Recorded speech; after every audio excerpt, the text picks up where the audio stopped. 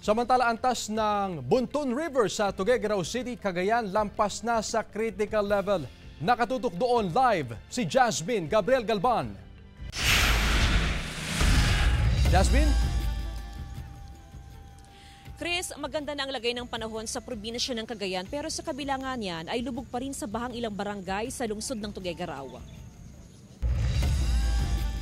Umabot na sa 11.2 meters ang antas ng Buntun River sa Tuguegarao City, Cagayan. Lampas na ito sa 11 meters na critical level. Kasabay nito, binaha na rin ang 33 barangay sa syudad. Pinasok na ng baha ang bahay ni Aling Epifania ng barangay Gosi Sur. Kaya naman, lumikas na siya sa bahay ng kanyang anak. Bigla kami, kala namin hindi napapasok kasi noon 12 o'clock lumabas ako.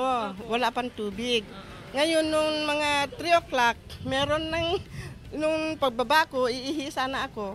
Nagulat ako, may tubig na. Simula kagabi, unti-unti pang tumataas ang baha sa syudad. 32 barangay na ang epektado ng baha sa syudad. Hindi na rin madaanan ng 8 kalsada at tulay sa Tuguegarao City. 6 meters pa may flooding na po tayo. Hindi na pwede daanan yung pinakalawan overflow bridge kasi yung Daambulong, yung bridge connecting ang Kiray to Western Barangay ng Pamulong.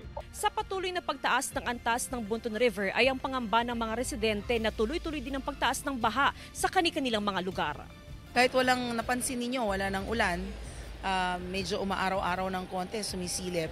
But still, we are receiving reports na, ma'am, umaakyat yung mga tubig sa mga barangays namin.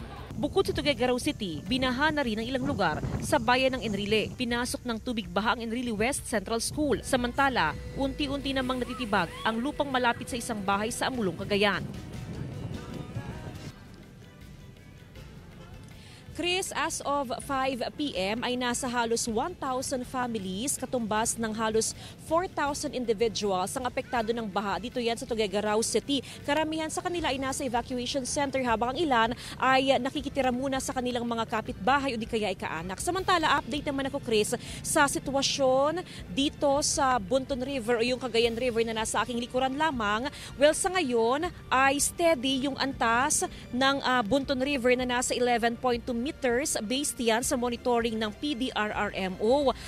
Ayon sa PDRRMO, possible na mag-steady na lamang yan sa 11.2 at hindi na yan tumaas pa dahil sa kanilang pakikipag-ugnayan sa probinsya ng Isabela at maging sa may Nueva Vizcaya ay maganda na yung weather condition doon at wala naman ng mga pag-ulan, humuhupa na rin yung baha doon. So possible daw na wala ng malaking volume ng tubig from upstream na aasahang babagsak pa dito nga sa may Cagayan River. Kung papansinin mo, Chris, yung Buntun River ay medyo malakas at mabilis yung current ng tubig.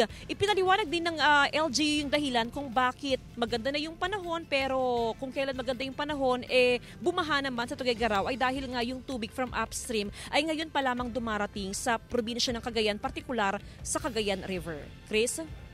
Maraming salamat at ingat kayo dyan. Jasmine Gabriel Galban.